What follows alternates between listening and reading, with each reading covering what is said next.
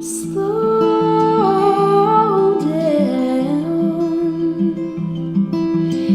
lay your burden down. Hey, welcome to Divergent Paths. I am the host, Dan Dunford, and hey, you're listening to my voice on a phone, or an iTunes, or a Stitcher, and that's weird. Why are you listening? Keep listening. I appreciate your listening. This is a really weird way to start this, but it's been a weird week.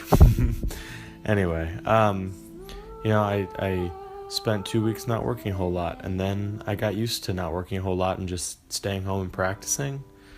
And then I have had, and will continue to have, a bunch of days in a row where I'm busy all day and I'm not sitting at home practicing.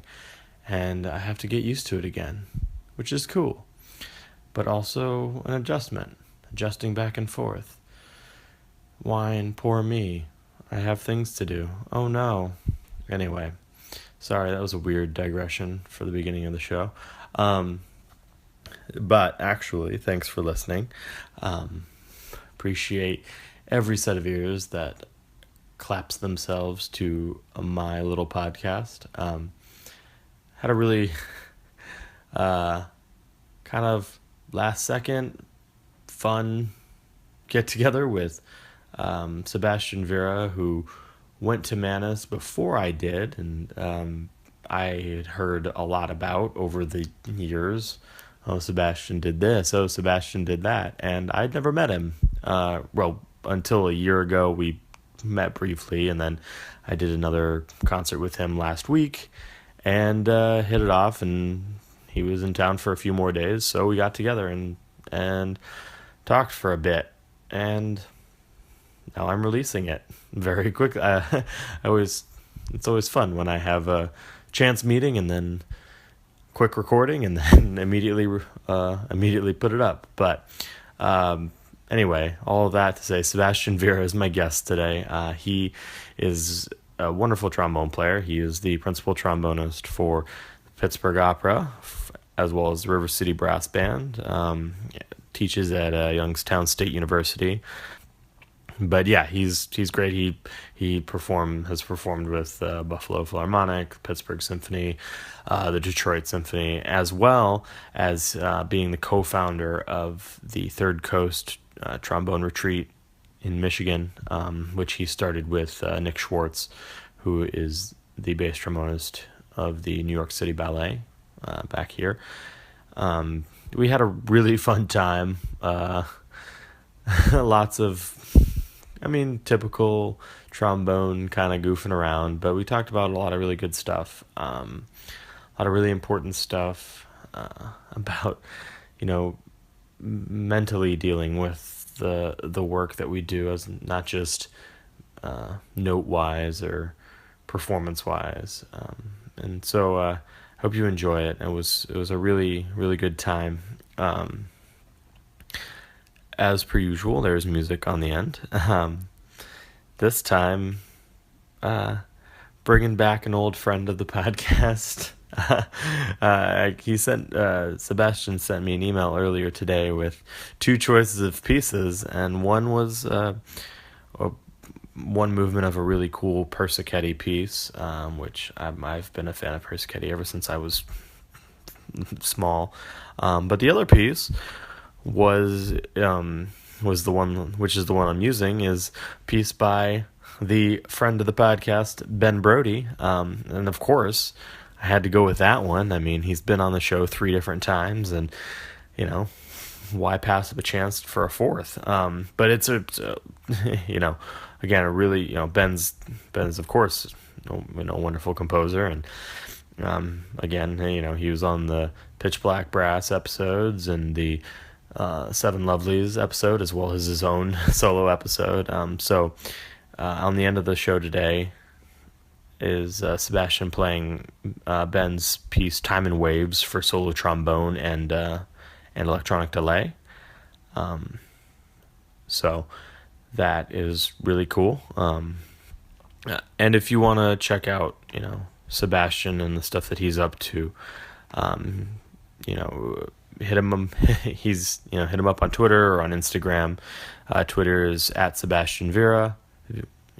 Sebastian Sebastian Vera Vera, and on Instagram he's at John Sebastian Vera. Also, the Third Coast Trombone Retreat, which we talk about at length and is just really cool. Go to tromboneretreat.com. They're also, the Third Coast is also on Facebook, facebook.com/trombone retreat, or just search Third Coast Trombone Retreat, and you'll be able to get it. The Trombone Retreat is actually, and this works out very well for this episode, but the retreat is actually starting this week. It'll be running from June 9th to June 16th. It's up in Montague, Michigan. So if you want to learn more about that, once again, it's tromboneretreat.com. Check out what they're doing. So, and if you enjoy the podcast, which I hope you do, I hope you'll come back and listen to more, or go back in the archives and listen to any of the previous 42 episodes. But subscribe on iTunes or Stitcher, or both if you feel like it. Like the page on Facebook. And if you have questions, comments, any of the above, you can email me at divergentpathspod@gmail.com. And I will probably answer you unless you're saying something really mean, in which case I will curse your name to the heavens. That's probably not true. I'll probably still reply. Anyway, talk to you next week.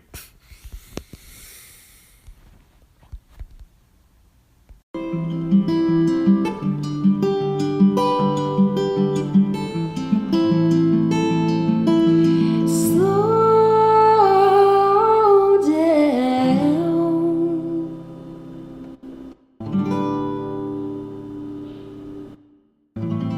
Yeah, I mean, come on, man. I'm not gonna let you know. I'm not gonna let you know when we're starting. That's an amateur move. Yeah. Letting you know when we're starting. That's Bush League. Can't do that.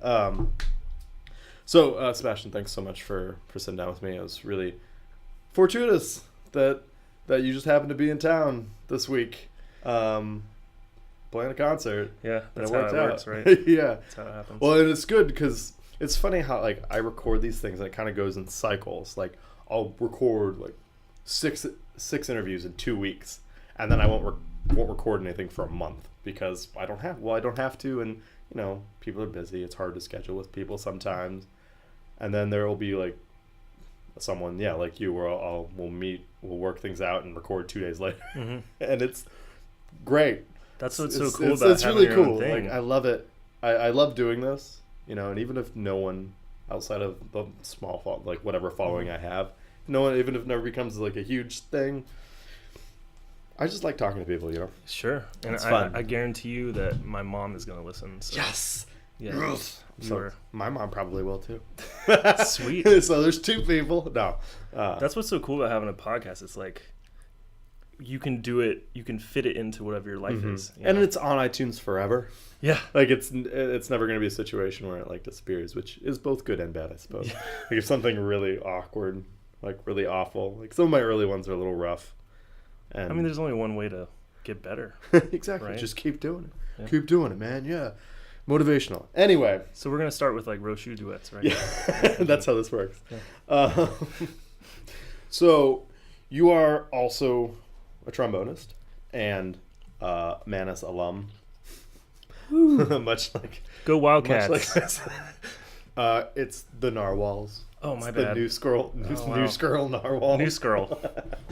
His name is Gnarls, not a joke. They decided they just picked the mascot. Wait, you're 2 years serious? ago. No. It's 2 years ago. They actually had a vote and decided on the narwhal. I'm sorry, but forgive me, but what is a narwhal? It's like a dolphin-y looking thing, but it's the one with the tusk out of its mouth, the giant tusk. It looks like a swimming unicorn, kind of.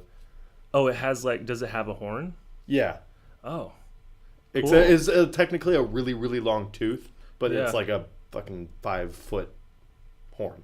Wow, that sounds really necessary that we have a mascot for all of our athletic programs. There's intramurals, so.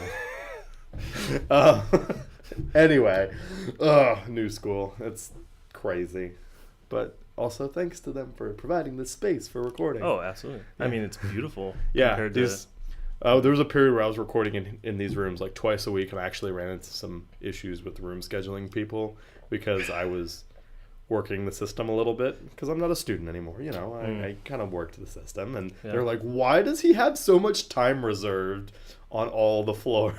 I was like, and fortunately, you know, that's where it comes in handy being friends with all the people who run the things.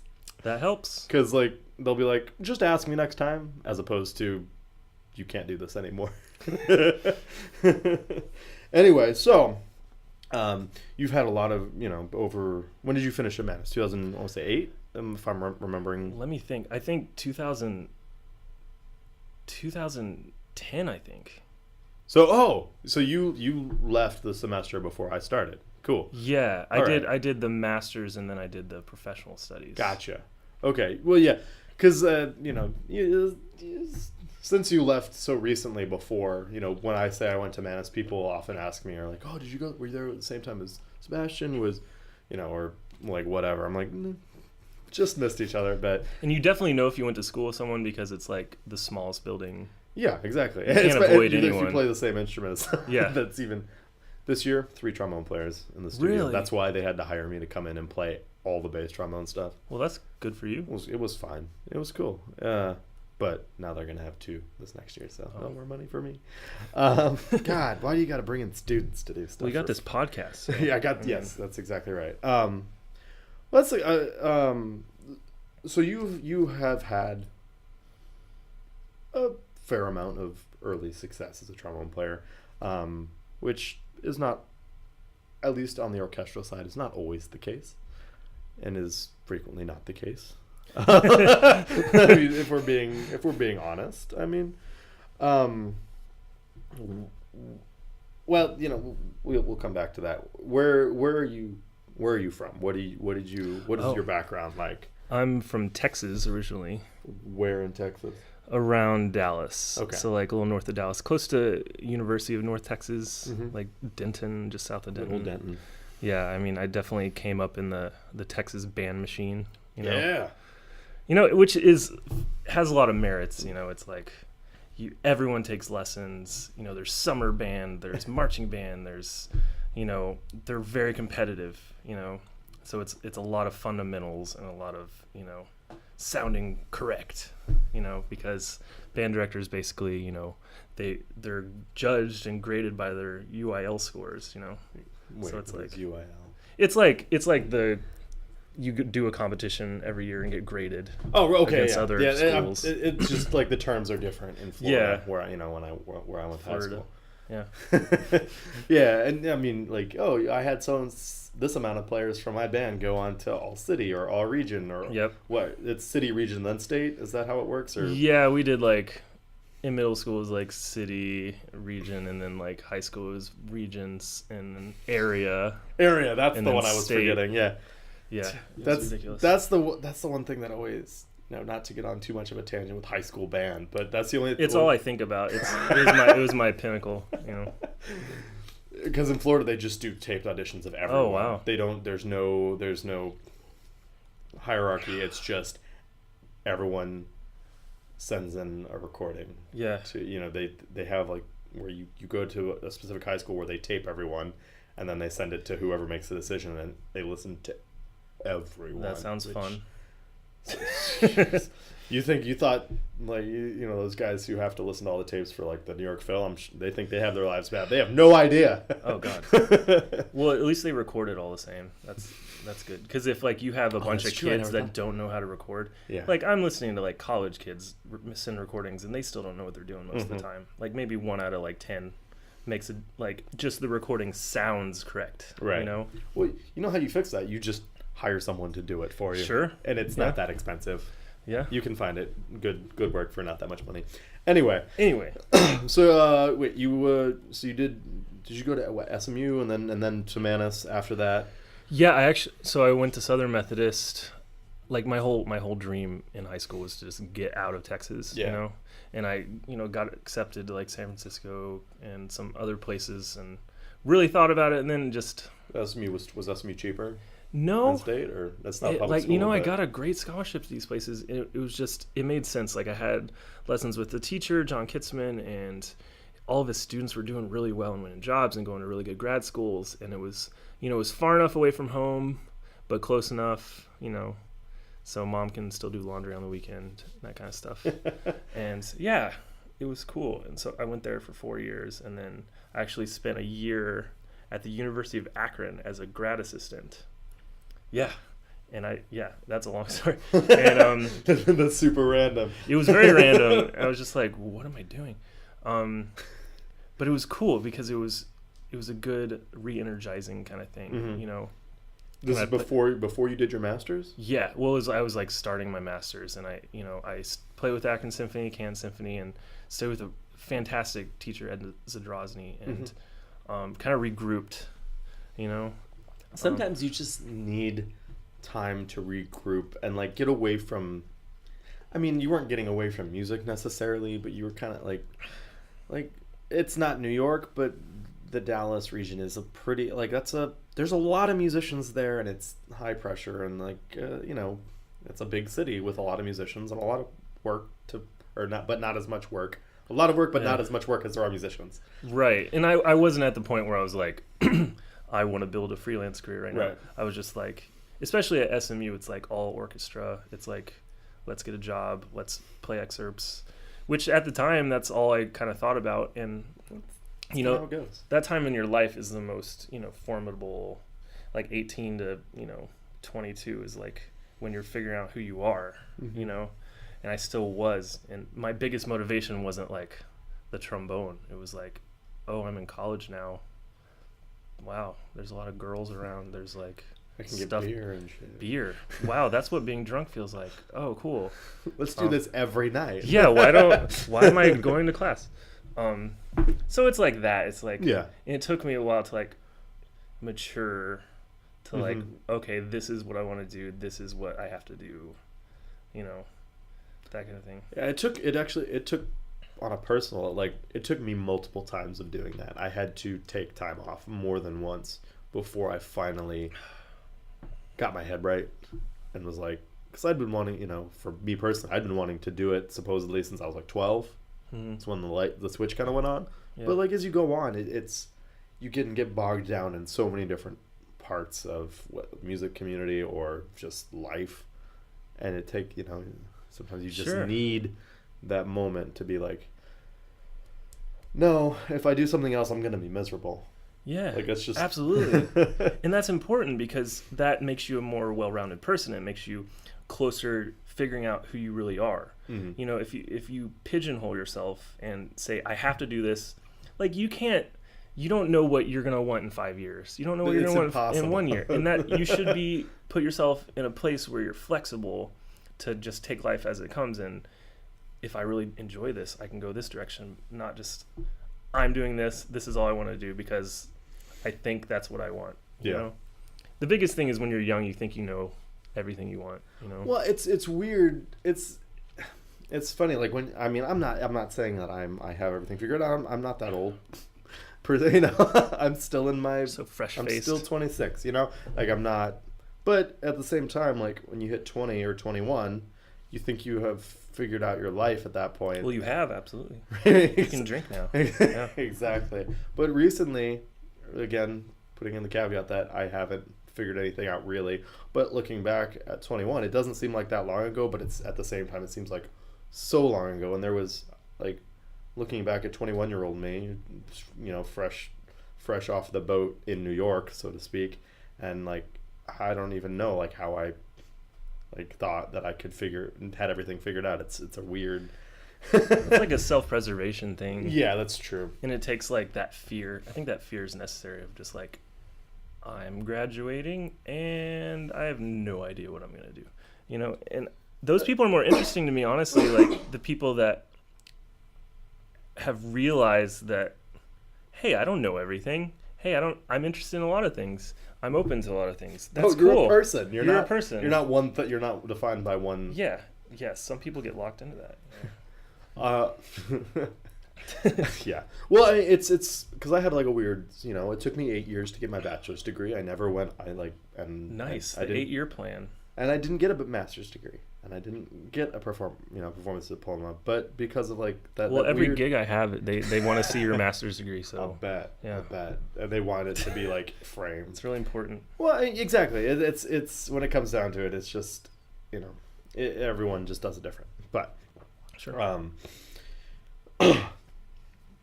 So you spend a year in Akron, and Yeah. then we're like, no, just Well, like no, no, I'm done, no. You know, or- it was a beautiful experience. I mean, it was definitely at a school where I was a lot more motivated on the performance end than most people. But it's like a big fish, small pond kind of scene. Yeah, it was. But some of the most genuine people I've ever met. A lot of people that grew up on farms. Gotta love the Midwest. Yeah, like I remember the first day I was walking through school and I saw another trombonist. I was like, "Oh, hey, how are you?" Or he was like, "Hey, how are you doing?" And I'm like, "Good. How are you?" And he was like, he stopped, and he was like really contemplating. He was like, "I'm good, thanks." Like he really like was thankful, and it was like a real exchange. I was like, "Wow, oh, okay, Oh, okay. This is how it is. this is Yeah. real life." And I worked and I refocused, and that was kind of the plan to I always wanted to go to New York. That was like, Yeah. that was always the dream. Whether New York is always different than it's really easy to idealize what you think New York's going to be. And it is 100% not that, but at the same time, it is 100% that. It's crazy. Yeah, it's like still this a weird magical place. This Yeah. bipolarity, like it's nothing like you expect, but at the same time, it's everything that you expect. Yeah. And like you learn things about yourself that you never thought you would. Because you come here and you have to be self-sufficient. No one's going to just hand you things. You got to be a little tougher. You can't depend on people as much. It's a little grimier than you think. Yeah. The quality of life most people grow up with in the suburbs is, You get used to. Hey, guess what? Yeah, you're gonna see some cockroaches in your apartment. You're gonna see rats pretty much every day. 100%. If you take the train every day, you're gonna see rats every day. That's just how it goes. Yeah. Guess what? Welcome to New York. That's the romance, But it's always been, I lived there 9 years. I know I'm skipping ahead. Lived here 9 years. Yeah, you're not in Pittsburgh right now. You're actually in New York. I'm in New York currently, but I don't live in New York. Right. And I was just, I feel like I had my fill, Like I knew, I still appreciate it very much. Well, and like it's not even because some people, I mean, we can get into this like now or not, but like some people move to New York and they try it out basically, and some people, if it's hard, it's very difficult to get success right away. It takes time for most people, and if the people who it doesn't take a lot of time for generally put in the work elsewhere, made connections there that help them in New York, so it's not like they're coming in and just like skating in and taking everything. There's a background of work. Sure. But like some people try it out and it takes longer than they expect, or it's just not for them, and they leave to go back to wherever they came from, or to somewhere that fits them better, because they didn't get the success they wanted necessarily. But you seem to have done pretty well for yourself, even I'm while trying. Well, I mean, even while you were in New York, I mean, you were involved in starting some things that are still around, even if you're not still part of it, and you did good work and played with some great people. Oh yeah, absolutely. And like some incredible, some crazy experiences. yeah, like, well, I mean, yeah, but then you left anyway. Yeah. and you just pieced out. Well, the crazy thing is, I mean, like this weekend, for example, I still pretty much can do most of the same work I did and just come into town. Because, Yeah. I mean, I still, It's a drive, but it's not that bad. I've done it. I've probably It's 4 hours from Pittsburgh. Right? 6. I've probably done the drive 100 times. I could do it in my sleep now, but it's a beautiful drive. I'd rather you did. It probably is better if you don't do it in your sleep. Yeah, well, they're doing all the robotic car research in Pittsburgh now. Uber is, and I'm just ready. I'm counting the days. Get those Google smart cars. Yeah, even though I don't think I could ever trust it and just go to sleep, but the idea of it sounds incredible.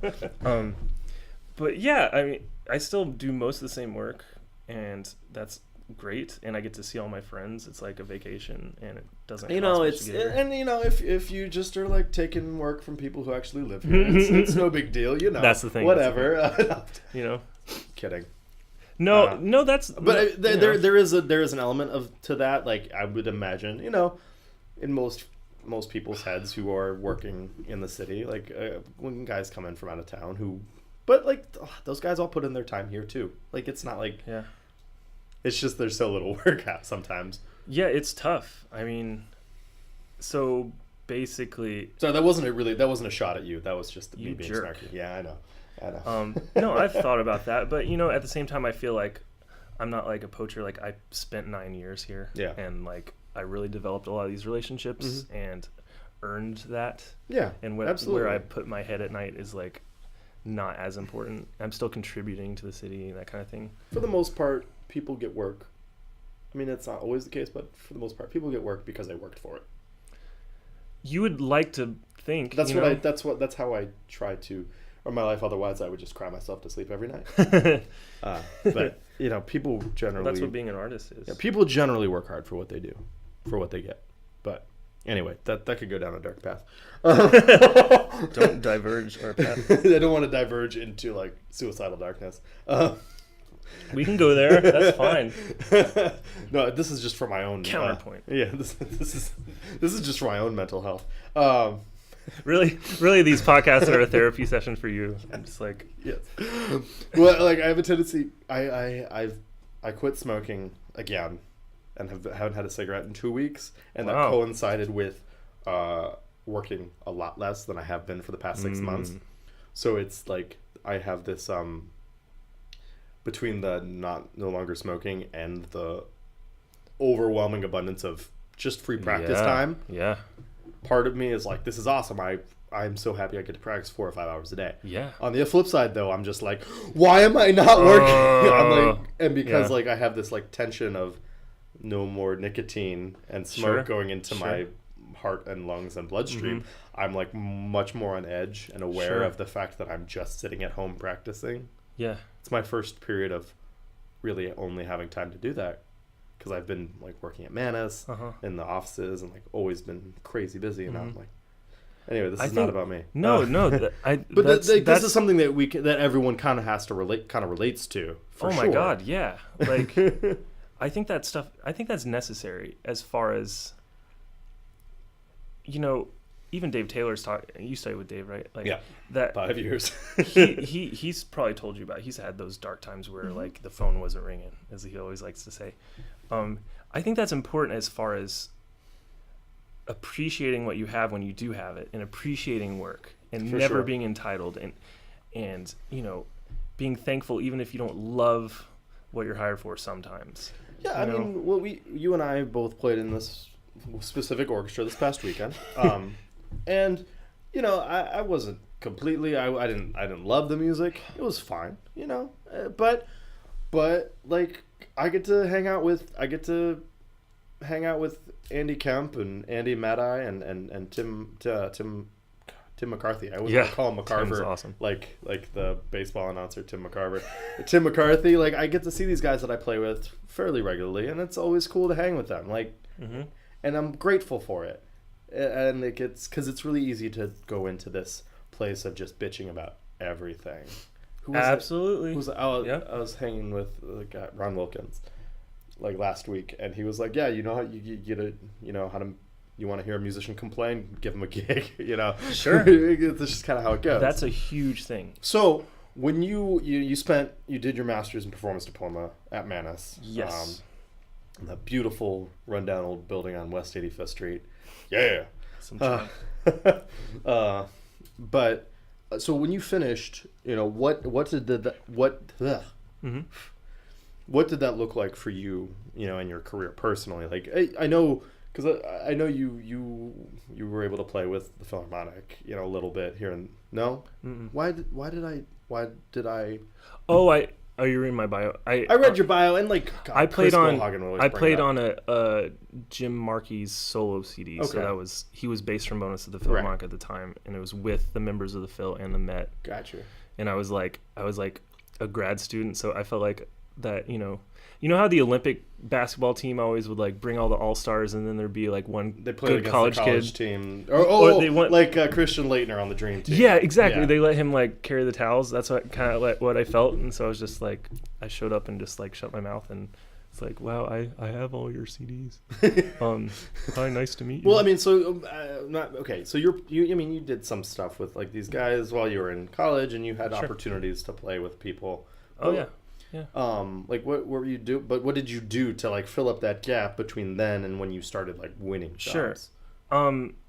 Well, basically when you graduate college, if you're a music major, basically every orchestra just gives you a call and says, "Hey, you want to come work?" Like, that's how it works. It's really nice. You liar. According to like all my grandparents in like little towns in Texas, like when you graduate music school, they're like, "Oh, are you gonna join the Dallas Symphony when you graduate?" Yeah, that's how it works. They have a death match, but it'll be a death match between you and Kitzman, and you will destroy him, and then you will take the job. Yeah. Oh God. I wouldn't win that fight. That guy is intimidating. I love him. I've heard. But yeah, I mean, you have to kind of embrace the uncertainty. You can't. It's a crapshoot. I mean, when there's an audition opening, for the Pittsburgh Opera where I play, it's like there was 100 resumes for my job. And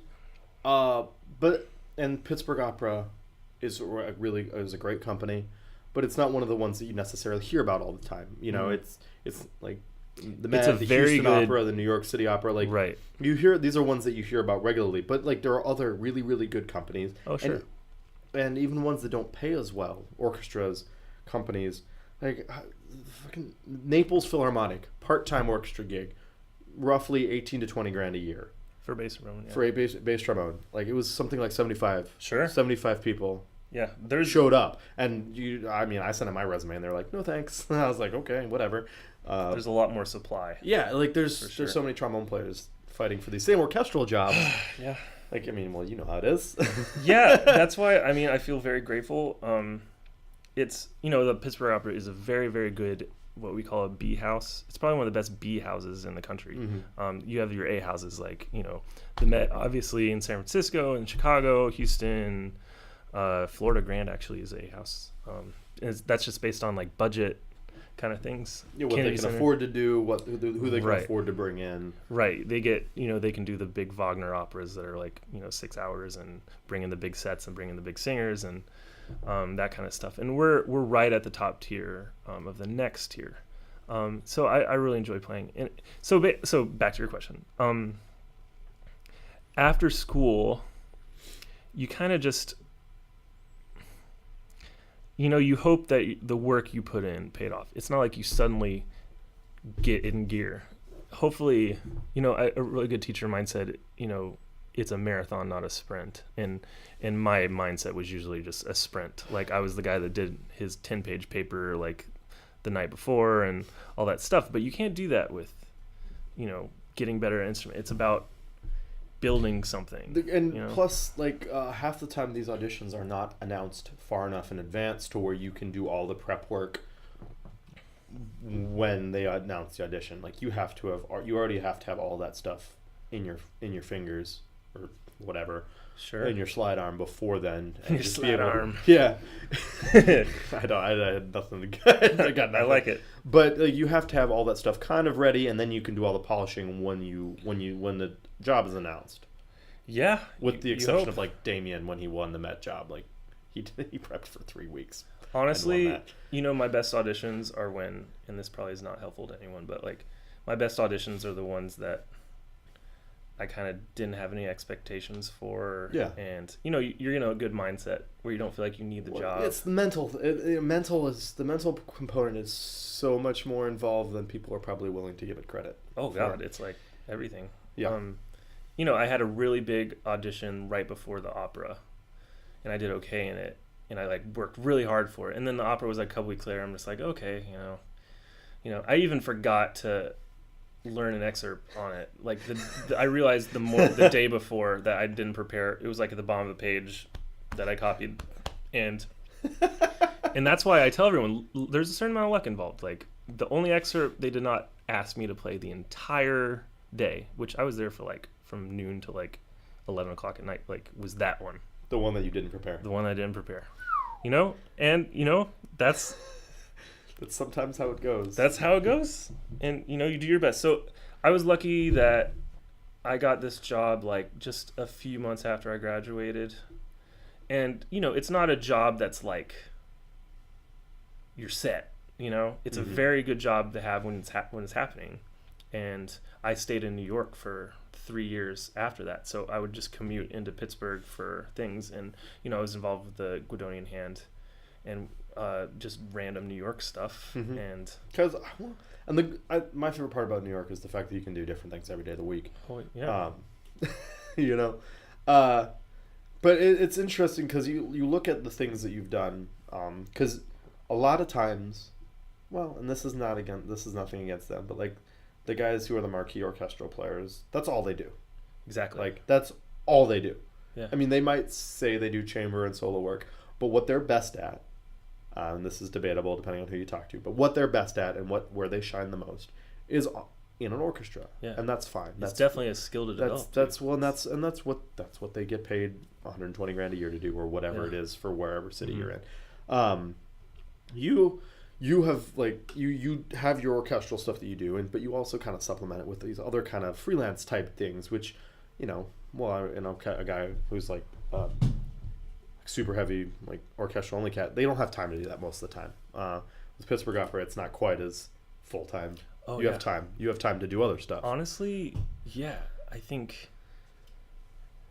the more I think about it, and I think the time I spent in New York really framed this for me. I don't know if I want that. I don't know if I want a full-time orchestra thing. I know it's easy to say because they're really hard to get, first of all. And I definitely see the merits of that. Like, it can be incredibly fulfilling. But for me, I know that I really enjoy getting to play an opera and teach and, I play in the River City Brass Band, which is nuts, and do weird chamber stuff, weird solo works, and be creative and create businesses and, I think that's what I want. And I think that's kind of steered, my path of not, there's a lot of auditions I just don't take because I don't know if I'd want to do that. Yeah. I really enjoy it. It's nice not being dependent on one thing, first of all, because, no institution is like super stable anymore. And so say if I lost one thing, like I'd probably be fine. Yeah. But like those guys in Atlanta, when they had the huge CBA fight, like all those people, that's all. I mean, I'm sure most of them have teaching jobs, but Atlanta is like 95% of what the symphony is 95% of what they do. And when you come back from negotiations and you're making 80% of what you're making before, minus some insurance stuff, you've already bought a house and you have kids. You have 3 kids, you have a mortgage, and you have just want to send your kids to private school or pay for whatever. And that's terrifying because that's the only thing you have to support yourself. Yeah. And you were told your entire life that if you get an orchestra job, a full-time orchestra job, you're set. Oh yeah, and you'll be happy, and that's a whole other thing I want to talk about too. But and the cool thing about it's kind of a community. Like whenever like the Minnesota people are on strike or Atlanta, like people from other orchestras would do their best to hire them out, so they'd be playing all the time, which is really cool. And orchestras would take. I was playing with Pittsburgh Symphony the other day, and they were taking donations to give to one of the striking orchestras, which is amazing, and that's really cool because we're all kind of like in the same boat because it could happen anywhere. It could happen at any time, which is why it's so important to do other things. I mean, the only place where it didn't really happen for long enough for it to be a problem was Chicago, where it was like 24 hours, and then the community like through such a fit that they're like, okay, we'll give you what you want, you know. Those, like, I think, but that's a rare case where the it's community Chicago. is that strong, Yeah. and the musicians are that strong. If like some people project in like 100 years or something, it's like if it continues, there's like the New York, the Chicago, those big cities are always gonna always be there. Like they're always gonna have that orchestra. That's what they say. But then something like what happened with the Met happens, and you're like, okay, maybe even the pillars of this industry aren't as stable as they want us to think. Anyway, that's another depressing road to go down. Let's keep it focused on you. yeah, let's get back to me. Let's get back to you. This is the real shit. Let's give the people what they want. But yeah, so like you cobbled together like, you know, and you sub with other orchestras. I saw that you were playing with Buffalo recently, Yeah. which is a cool orchestra. It was really fun, and like being in that region is cool. It's like I got to play principal with Detroit this year, and with Buffalo, and play with Pittsburgh, and it's like living in New York. I maybe wouldn't have been as available for that kind of stuff. New York is kind of insular in a weird way. Like Yeah. a lot of people fly out to do like freelance gigs, like tours, but That's definitely good. it's rare that people like, you know, maybe not for like Detroit. It's a weird. New York is such a weird place with that kind of stuff. But I definitely. Yeah, it's a small. You learn it's a small world, especially in New York. There's a bajillion trombonists, a bajillion musicians, but you all know someone that at least knows someone. You know. that's one of the things I've come to realize in the past 6 months between like starting the podcast and just my own freelance career. You know, I've been fairly successful for someone who's only really been out of school for a year. Like I could get a hold of pretty much in the brass community. I could pretty much get a hold of anyone from the very top down to whatever. Like, do I need to get a hold of so and so who's the principal and so? I could probably do that. It probably wouldn't be that hard to like. Sure. You know, I mean, it's not like outside, we're like famous like well, people that can't. Yes and No no. one can like, talk, Well, you it's know? not so much that. It's just people are Time. busy. I'm Yeah. talking about like a personal interaction, like Sure. that's fostered by someone that I know. Okay. Like someone Yeah. who could help me with an intro. Like I could probably get an intro to anyone. Yeah. You know, if I didn't want to just email someone out of the blue, because those kind of get shoved under the rug sometimes because people are busy. You just gotta use LinkedIn. That's the way to connect with everyone. That's God, LinkedIn. I know a lot of people in Paraguay that play the trombone that LinkedIn. love to share a solo piece with me. But in addition to the orchestra stuff, you were a founding member of the Gordonian Hand, which is still in existence, although you're not like one of the you're not one of the members anymore. That I interviewed Will Lang last year, which was a really good one. But yeah, like so you know you did like a lot of the new music stuff in addition to like, you know, it's just really cool to see like a kind of a more well-rounded person who does a lot of orchestral stuff. It's I don't know. I'm trying. And, you know, you don't learn that in school. You know, I didn't. You know, chamber music programs in a lot of schools are not quite developed, and I think it's like. Well, because you have to get the requirements knocked out, so you have to assign people to be together, and that isn't always the way to foster great chamber music. Rarely is that the way to foster great chamber music. Sometimes it works. I mean, they kind of. I mean, they do the best they can. It's a hard like you can't. It's not a perfect system, but you do the best you can with what you got. Yeah, it's the single most challenging thing I've ever done. I mean, you can't hide. And being in an orchestra, it's a different kind of challenging. But when, you know, the audience is a foot away from your bell and they hear every nuance and you're balancing, you're basically like almost playing a solo all the time. And we were, our charge was, you know, new American music. And the cool thing was people were so excited to write for trombone because it hadn't been explored that much. The trombone quartet, it's not like the string quartet. And the possibilities are crazy with as far as dynamically and color wise, and it's so vocal. It's not as much of a blunt instrument as people have been led to believe. Oh, see, half the time, and we'll probably talk about this. I mean, half the time we'd send out press kits or people would be interested in us. Their biggest fear every single time was like, do you like have soft things you can like? Is it gonna be all loud? Like a lot of our patrons are older, and they're always pleasantly surprised, and maybe that's better because they're always like shocked in a good way. Yeah. But people are always. It's kind of cool because it's not like strings where it's like they know what they're gonna get a lot of the time. It's like, what are you gonna? And I mean, when it comes down to it, there's a lot of terrible trombone quartet music. What do you mean? I love glissandos. I mean, I would say the majority of it's kind of bad. I'm not going to name anything specific, but let's go down a list. I actually brought a list here. But a lot of it's not great. That's what you have to be. If you're going to be a new musician, you have to be willing to do that. Because, I mean, when you're a classical musician, you're only playing like the greatest stuff that lasted over time. Mm-hmm. But if you want to be that person discovering, you have to be willing to try a lot of things and hear a lot of people. And some people you're helping them figure out their voice and helping educate them about what your instrument can do. And that's important. Mm-hmm. You know, I valued everything we did. And every now and then you stumble across something that's just like so moving. Mm-hmm. And, you know, like Jeremy Howard Beck is incredible. And we played his quartet everywhere, all around the country. And I've just been like vaguely interacting with him on Facebook the past couple of days. Oh, it's just Facebook, he's legendary on Facebook. He does not hold anything back. Up his name that like after the past couple of days that I've been reading the things he's been writing on. Oh, he has no filter. I love it. No, it's awesome. I love it. Yeah. I love it so much. But anyway, sorry. He's incredibly talented, and he has a new opera that I went and saw premiered at Saratoga, and it was like the single most moving opera experience of my life. And because of that, like, you know, when you get to be a chamber musician and you get to interact with the audience like that, and you get to play music that connects with people your own age, you know, right. more. I mean, you know, it's infectious, and that's why it's so important to me that I keep doing that and I find avenues for that. So, I mean, now you're the principal trombone with the River City Brass as well as Pittsburgh Opera.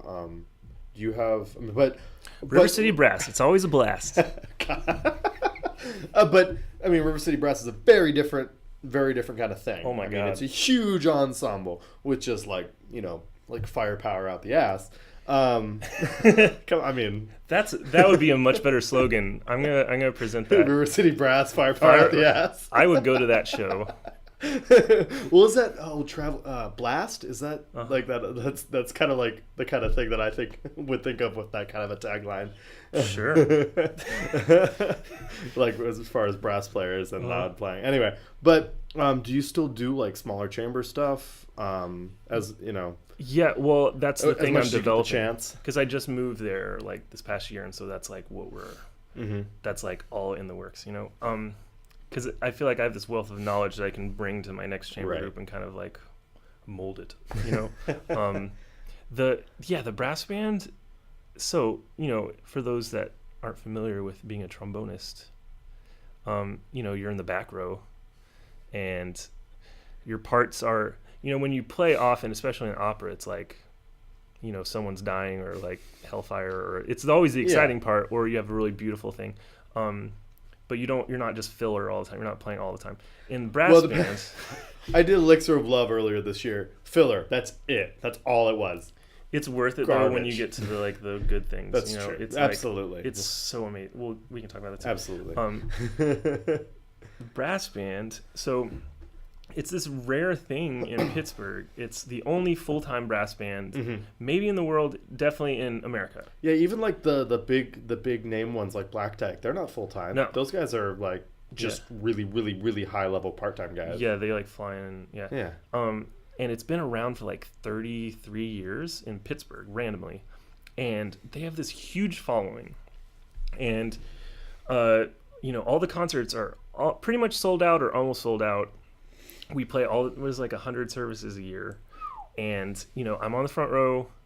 So, like, my tux actually has to be clean, which is really annoying. You can't wear black jeans. Oh, my God. I don't know anyone that would wear black jeans to a gig Ouch. What do you mean? It's the back row, okay? I would have.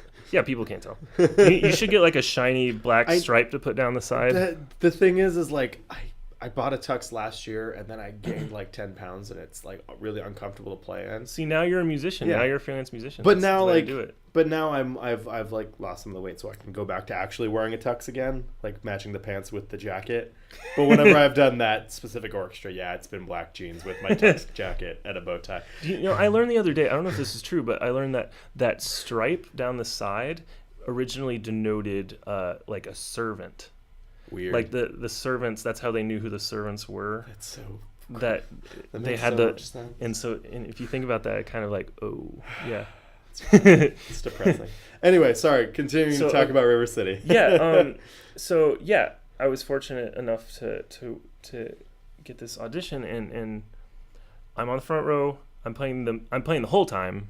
It's like 2 hours of like fortissimo. I play the melody all the time. I'm playing solo features taxing. every time. Very taxing. It's all in treble clef, which for trombonists is like, you know, annoying.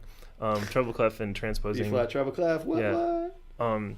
But it's so fun. It's so like laid back, but it's intense. It's like an athletic event, and it's challenged me in ways I've never been challenged. And our director is like this famous tuba player. Every tuba player I mention him to is like, "That's your James Gorley's your," you know. And I've learned so much from him. He's incredible. And he's just like fearless and he never thinks he can't do anything, which is why he was probably so successful as a solo tuba player. And yeah, it's been cool and doing that in opera, and then, you know, doing teaching, which for the first time this past year, which has been like the most fulfilling thing I've ever done. Really? And yeah, I just combining a lot of things. It's like no one of these things could support me, but like, you know, all our powers combined. Yeah, and you can't get bored of any one thing if that's not the only thing you do. Yeah. And I get bored. I mean, that's why trombone, you know, art is imperfectible, right? So that's why it's the one thing I've always, like, you can always get better. Right. There's always something you can work on. There's always a challenge you can do. There was never get that bored. Casals quote, like someone asked him why he still practiced when he was 70, whatever he was, 79 or something. And he's like, or 85, I don't even remember. He was really old. It was towards the end of his life. And he was like, oh, it feels like I'm finally getting somewhere. Yeah. You know, Yeah. after like one of the most celebrated careers of any musician ever, you know. That's the thing. You know, You can't, it's really easy in classical music to compare yourself to others. Well, yeah. I think Audition culture kind of absolutely fosters that. because in an audition you're playing all the same music and you're trying to be the best, you know, which is subjective in a lot of ways, past time and intonation, you know. And I think it's so important. I mean, you look at dancers, you look at pop musicians, and I say pop like anything other than classical. It's all about finding your own voice, right? It's about individuality. You're not comparing yourself to other person. You're just trying to be the best you. And I feel like the classical musicians that have had the most success have really spent time figuring out who they are, where they've come from, and bring their own personality to it, which is difficult when you're playing all the same shit. Can I cuss? Yeah. Same shit. That's why you have to do the solo stuff or bring that personality to the excerpts. Yeah. And that's the path to being happy, because, you know, you see some people that have major jobs and major orchestras Yeah, this is what we were referencing earlier. Like, that are still miserable people who because hate their lives. because well, you know, and I don't know hate them, their lives, but they achieve that position and they still want to be. It was about the competition, you know. It's about comparing yourself to others. But now you're second stand in the first violins, and that's who you are now. That is who you are. Well, that's the danger. You can't let that define you. And if you do, like, yeah, you're gonna be miserable, or you're not Yeah. gonna get to where you thought you should be Right. if you don't So move past that. I kind of liken the metaphor. I kind of liken it to is like that story about lottery winners. You know, so like if a really happy person wins the lottery, wins like $100 million, you obviously have a spike in your happiness for a little while, but, you know, studies have shown that things level off and you kind of go back to who you are. And so he's a happy person that's a millionaire. And if you're an asshole and miserable and win $100 million, you're going to be really happy for a couple months, but studies have shown you're going to go right back to being a miserable asshole. So it's the mindset that the job is going to make you happy or fulfilled is wrong. In every orchestra I've ever been in, there's always some dark characters that want to complain about everything, and it's that whole being grateful. It's practicing gratefulness, and with any situation you're in, there's going to be something that you can complain about. But there's also like you're playing music for a living. Yeah. There's so many things to like appreciate if you want. That's something I've been thinking about a lot recently, especially with, like a little bit of a dip in working. But like it's crazy that anyone ever calls me to play trombone and pays me money for it. It's insane. Like, who the fuck wants to hear someone play trombone? Like, no, I mean, come on, no one wants to hear that. But people do, and it's awesome. It's awesome, even if it's not the best thing ever. It's awesome. Yeah, it just is. Like I have an instrument that like most people top out at high school band level, like who play in a musical instrument. Mm-hmm. But I pay my rent playing trombone. I'm like actually, and that first month where I realized I paid my rent completely with what I earned from playing trombone was a huge day for me. Mm-hmm. And then like earlier this year when I basically could stop working in an office because I was doing well enough on trombone to pay to support myself. It was a huge moment. And absolutely. Like just like thinking that you're entitled to something better, or thinking that something is going to make you happy just because it's a job, like you just had like you said, practicing gratefulness. And it's hard to it can be hard to do. You can get into a dark place if you're around the wrong people, or just like sometimes you have a shitty conductor. It just happens sometimes, and you can bond with people bitching about someone. That can be fun, and that can be fun. But when it comes down to it, like you have to like have a healthy mental attitude about it. Of course. Otherwise, and it's important. Angry asshole. You have to. And that's something you have to work at sometimes, And it's not bad to want the best and to strive for the best, but you have to have acceptance and patience, and that's why, especially if you're going to be in an institution, for example, I win this job in the Pittsburgh Opera, and that's very exciting for, I don't know how old it was, like 26, 27. That's very exciting. It's like the best feeling ever. It's like a sense of validation. It's a sense of relief, because you're like, oh, I'm going to somewhat pay for things now, and I can let my mom like keep her money. And I can start paying off my crushing amount of student that's debt. Never gonna happen. Yeah. What's that? Freedom from debt? No, don't be silly. This is America. But then you realize you're, especially in a pit, you're an employee still. There's this hierarchy, Yeah, of course. You don't even know if like the executive director knows your name. Probably doesn't. Yeah. It's okay. And eventually you accept, and then you realize this is a business. And your job is to perform every night. They don't care if like your puppy died or you're having a bad playing day. And that taught me a lot, and that was good. And rising above bad playing days. Yeah, I mean it's still. This is why I think what you're doing in the podcast is awesome, and even if you don't completely realize it, when you have something that's your baby, when you have creative control is like gold.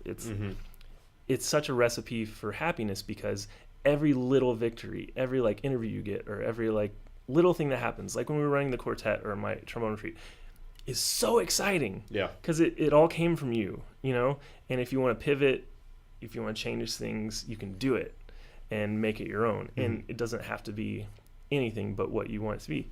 And when you're in an institution, it's like you have to let go a little bit, because there's a lot of other people that want to do other things. You're submitting your individuality on a lot of levels to the greater the group think of an ensemble, which is valid. I mean, that's a thing you do, and it can be great.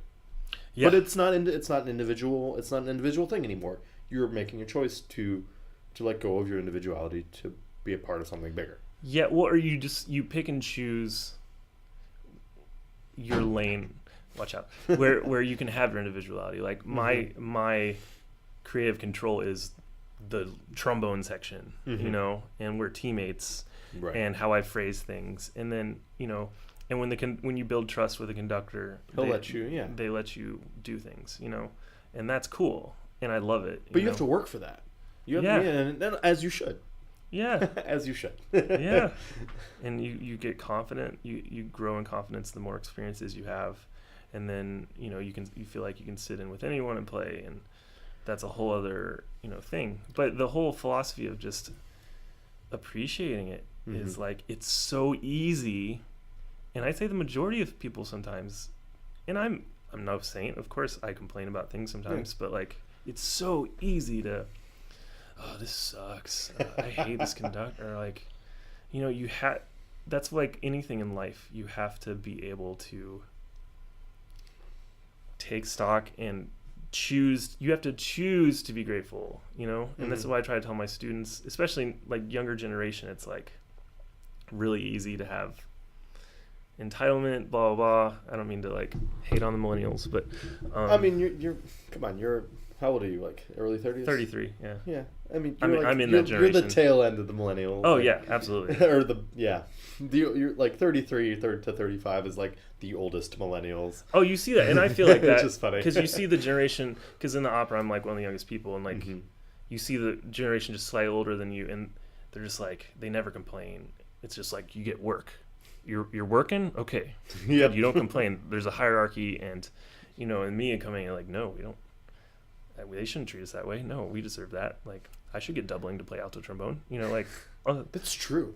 well, that's all. Don't get me started. Yeah, Yeah. That's not. We're just like tiptoeing around all these like these angry directions. We could go in all these angry Speaking directions. of being grateful, I'll be grateful when they start paying me to play. Anyway, sorry. but that like, yeah, that's like, you know, the majority of conversations I have with non-musicians, it comes up at some point like, wait, so you only play the trombone for a living? Like, that's you're able to. No, but what's the job that pays your rent? That's like, such a nice hobby that you have.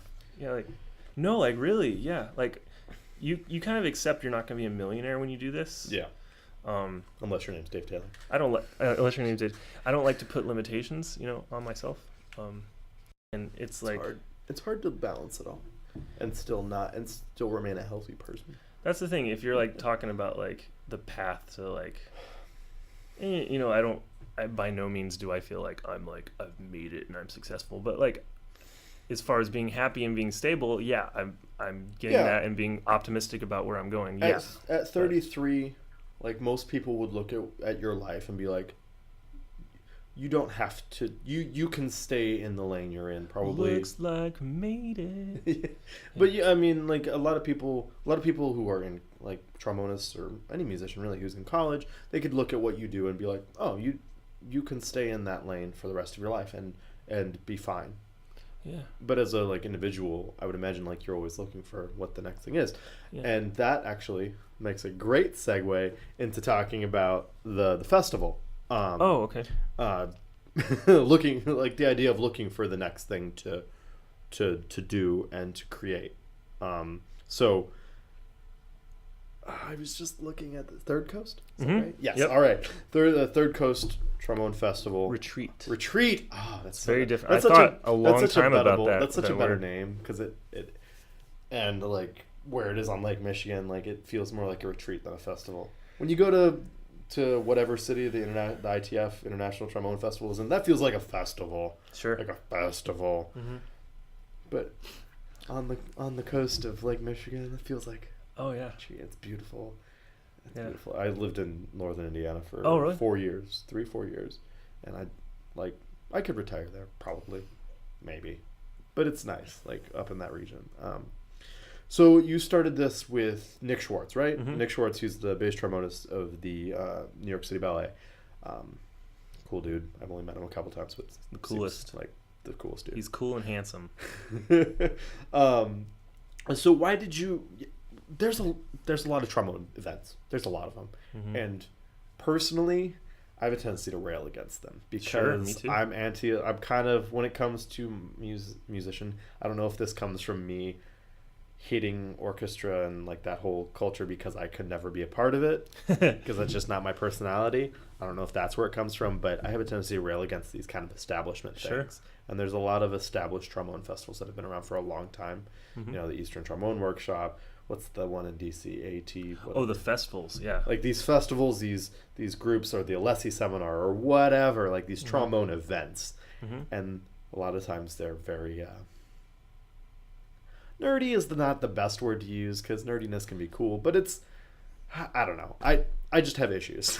Yeah, I mean, I I definitely... think you kind of get what I'm saying, but I'm having a hard time articulating it. Yeah, I mean, I definitely respect what these other festivals have done, and Yes, they kind absolutely. of go with what they're aiming for, right? Absolutely.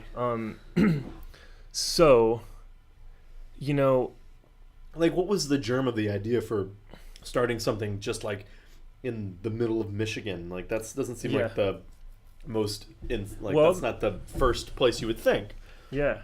Well, you know, first of all, I really did think about the word retreat for a while. You know, at first it was intensive, and then it sounded like, you know, like where you go and like study poetry. But it truly is a retreat. It's to preface this, it's an 8-day workshop for basically college students or really advanced high school students in this little town in western Michigan, Montague, Michigan, on we call it Third Coast because it's on Lake Michigan. And, you know, there's white sand beaches. It looks like the ocean. It's beautiful, sunsets, and it's like dense forest. You see deer running around. Your cell phone doesn't work half the time, which is awesome, you know? And for these kids that are like spending all year in intensive programs, conservatories, universities, and stressed out, like it's truly a retreat. And, you know, I kind of experienced things like this similar going through school, but I basically have always felt like, especially with my experience in New York, that there's a lot that you're not learning in school as far as that bridge to the professional world. Yes. And, you know, it's hard to, like, for academic institutions aren't super flexible, you know? You have to go with the lowest common denominator most of the time. Not from an intelligence standpoint, but just from this applies to the most people. Right. You know, you can't be hyper specific about any one thing because then you're losing value. You have to be able to influence the largest amount of people that you can. Yeah, but I mean, with academia, and I don't want to get too into academia, there's like committees and there's people that only teach, and it's like, I want to bring the real world in as much as I can. And it's just an 8-day festival, so you can't like change the world, but you can introduce people to things. And so, you know, I'm kind of straddling that. And so basically, you know, I want it to be the things you don't learn in school, basically like building a career. Right. Being creative, being fulfilled with what you do. Learning how to do everything kind of thing. So, you know, when you graduate school, a lot of kids just think, oh, if I'm good, everything will work out, you know? Cool. I'm good at the trombone. People just give me things. Then I can just join the Dallas Symphony and Grandma will be proud of me. Yeah, and, you know, I saw a lot of these workshops where it's like a lot, and they're awesome and I respect them, but a lot of these people like want a job right out of school and never had to freelance. And basically, they like, come pay me lots of money and let's play excerpts. It's and funny. Talk about auditions. There is a specific trombonist who I will not name, but who has a very high profile job. And I asked him one time in a masterclass type setting, well, what did you do before you won this specific job? Like, how did you balance working like a part-time job and working and freelancing and like doing all this stuff, trying to pay your rent while you were like trying to practice 6 hours a day? And he was just like, well, I studied excerpts on the train when I was going to the orchestra job that I already had while I was in school, like in a different state. Like, right. And it was just kind of like, and good for them. He won the job this person won his job when he was very young, and he just didn't have an answer for me because he had no experience with that. And that's more power to him. That's nothing That's against good. him because he put in the work and he won his job. But I see But there's more people on the other end. there's much more people that are in that gray area. Yes. And I worry about them, you know? I Me care too. about them. I worry about me too. Yeah, and it's scary. It's really scary, you know? And so we create this atmosphere where it's very personal. Like our guest artists, you hang out with them at the bar afterwards. You can talk to them sitting by the lake, you know? And yeah, if you look at our guest faculty, we have those big orchestral Right. guys. I was just I was looking at this before you came in, and, So that's like, and I yeah. pulled it up. But like, yeah, you have the big names that you would expect. You've got Jim Markey from Boston Symphony. You've got the Detroit Symphony section. You've got obviously you. Look at that handsome guy. Look at that guy. Man. Look at the guy with his I took trombone. that picture in my house. Nice. But you got Washington National Opera, Buffalo Philharmonic, all this stuff. Oh, I should change that. He just won in Pittsburgh. But when I was looking at this, I was really interested. Well, collaborative piano was not what I was thinking of, but you have someone for music business. You have Right. someone for performance psychology, which are Tai Chi. you had these are not subjects that are covered in a generally. Sometimes they'll have someone come in for like one class a year, maybe. But like these are very important parts of being a musician in 2016 and going forward, like knowing how to handle yourself as a individual, like a business, and knowing how like we have so much more information about how our brains work now than we did 60 years ago when Jay Friedman won his job in Chicago. Like then it was like, practice your ass off, win your job, don't ever complain, because if you complain, we're just going to be like, fuck you, kind of a deal. Like now there's so much, fired, or you're fired, right? Like now we have so much more information on how, like why did I crack that note that one time? Well, I mean everyone cracks notes, but why is this a consistent problem for me? Is it a cycle? Is it a thing because I'm not practicing enough? Well, I'm practicing fairly correctly 6 hours a day. That might not be it, you know. So anyway, the idea, like I was fascinated by the idea of doing a more rounded, well-rounded retreat as opposed to just trombone. Yeah. So like we bring in these world-class players that can teach you to play the hell of the trombone, and so we cover that, and then to build on top of that, it's like it's not just a big thing is just being able to survive and make money, right? But I want to go past that and do the why. Like this is your chance to really ask yourself, why do I want to do this? Really ask yourself, is it the status? Do I want to have this like title? Do I want to, I think the role of the artist sometimes is forgotten in classical music, of serving society and serving communities and making the world a better place in your little way, giving someone an outlet if they've had a hard day and coming to the symphony or whatever. And to be happy doing this, like I spent a month in Haiti teaching. It was like the single most profound experience of my life, like doing anything with your art that makes you happy, like being creative, creating your own chamber groups. That kind of stuff is what I want to open their minds to.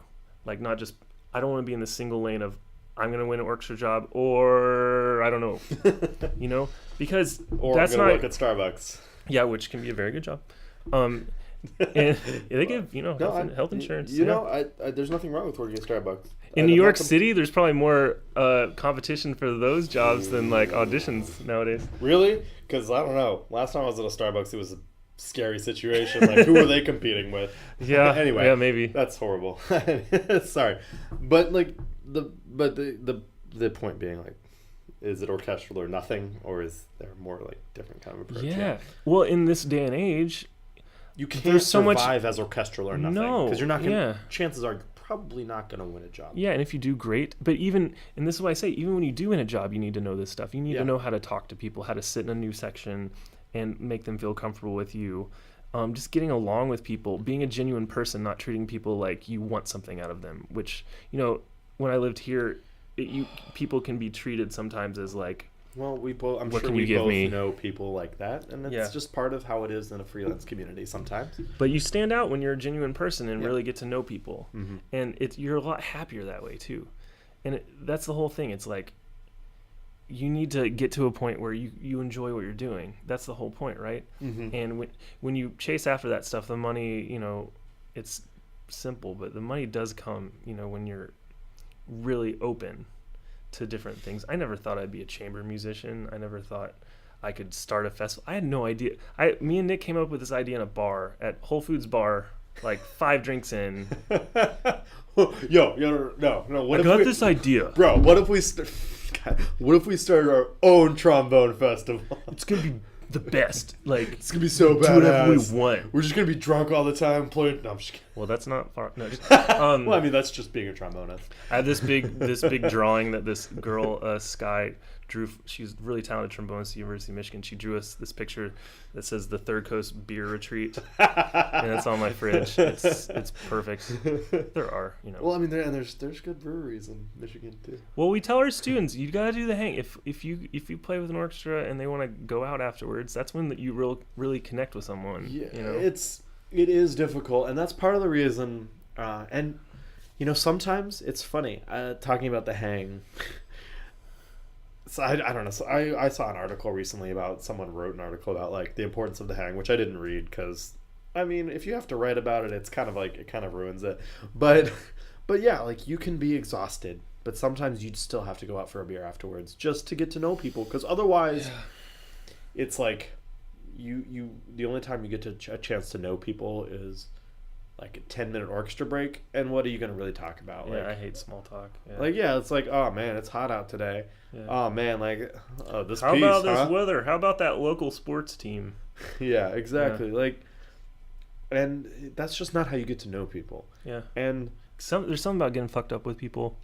Really, like, yeah, you get past those layers. or even if like you don't drink that much, being Yeah. okay with hanging out in a bar for 2 hours, Yeah. like, Or as long as you're not one of those people that, like, when you drink, you start getting, like, dark and weird and, like, crying, That could be bad. Yeah, that but can be usually I tend to be a jovial, inebriated person. I just get very nice and happy, which is good. Yeah, normally I'm that's so a good brooding, place to be.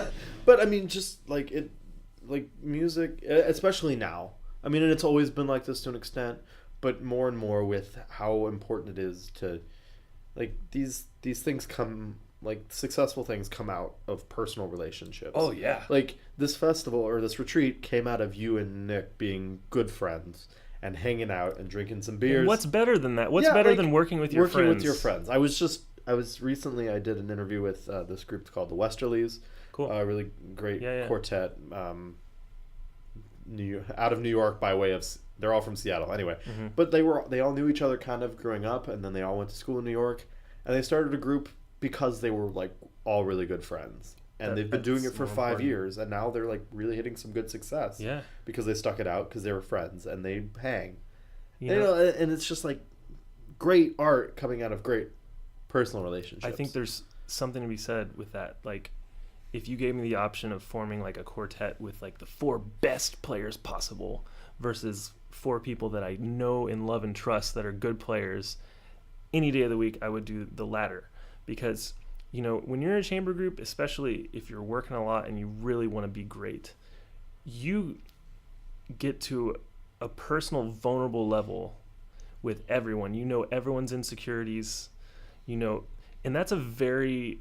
It's kind of a scary place to be sometimes. Yeah, and you have to... That's delicate. You really have to respect that, and you really have to understand people. And when you can do that with friends, you can go a lot further. Yeah. When it's like gets really passive aggressive, or you have to be really careful all the time, you can't be honest with someone like, hey man, that's out of tune, can we fix that? Like little things like that. You can't go as far a place. You can't get to spiritual level when you're playing. And if I'm playing and someone that I'm not cool with or like don't know very well, it's like, dude, is like really blunt and is kind of, if I'm playing out of tune, yeah, I need to fix it.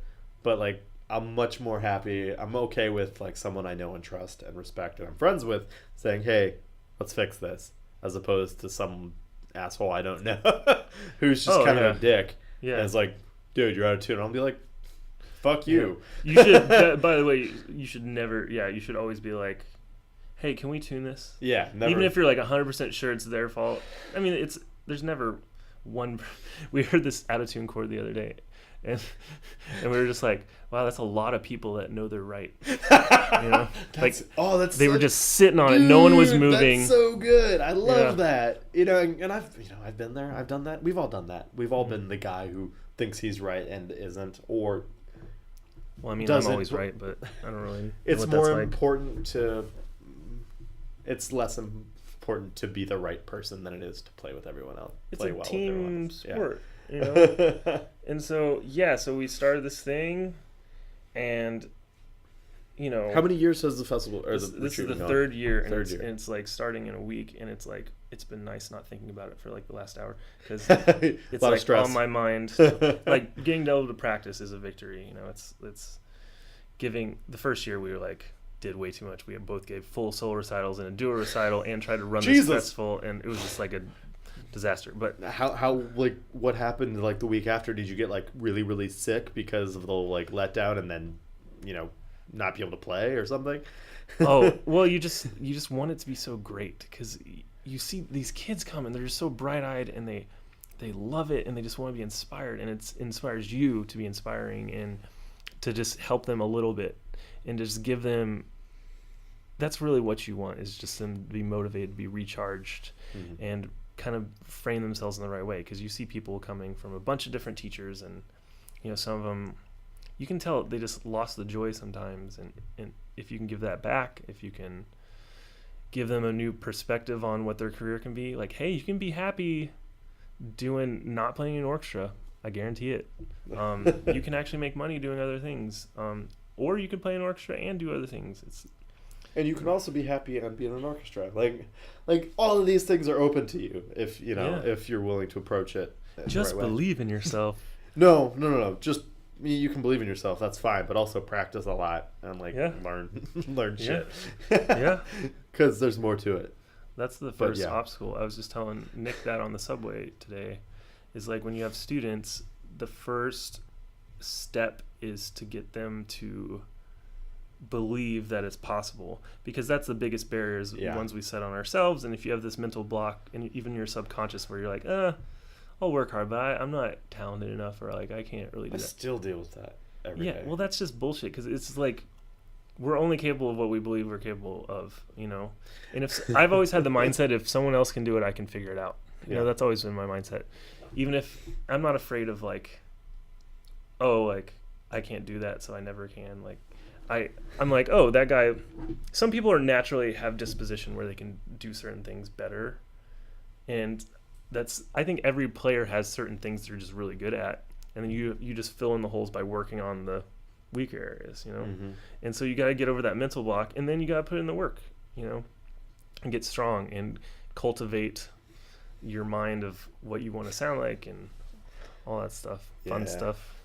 Now, the only thing I will comment about the retreat this year is you counter-programmed it against the International Trombone Festival. Yeah, that was not. Was that intentional? It was not intentional. Because I'm sure everyone's coming. You know, that it was a byproduct of scheduling guest artists, and there's people that, you know, we don't just bring in like the biggest possible name. We bring in people that we know are amazing, and often students realize that once they're there. Yeah. And there's a lot of amazing trombonists that like never promote, like Pete Sullivan, principal in the Pittsburgh Symphony, incredible. Yeah. Never promotes himself. Rarely ever. Hear anything about. He would never do that. Yeah. But so I took it as my job to let people, like, he came and gave one of those beautiful recitals I've ever heard, and all these, and then like he gets like 10 more people auditioning at his school at Carnegie Mellon the next year, you know. And so we bring in a guest artist that could only come at a certain time, and it conflicted. And you know, I've been to one trombone festival. I'm kind of like you. I don't love talking about what mouthpiece you play all the time. Griego 1.25. In case you were nice. wondering. Nice. Sweet. But it's the Nouveau blank, not the New York blank. So like. Go on.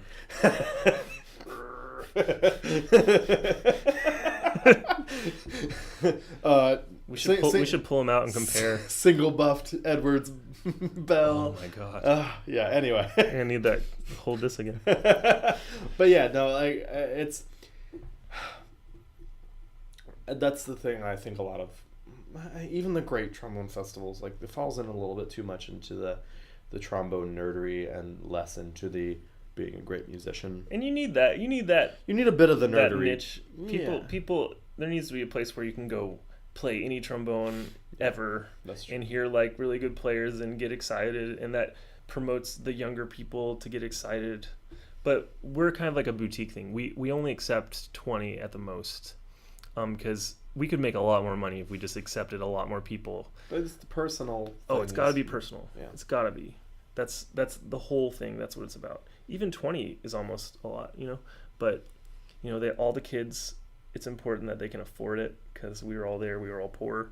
So we keep the cost low. It's free housing for everyone.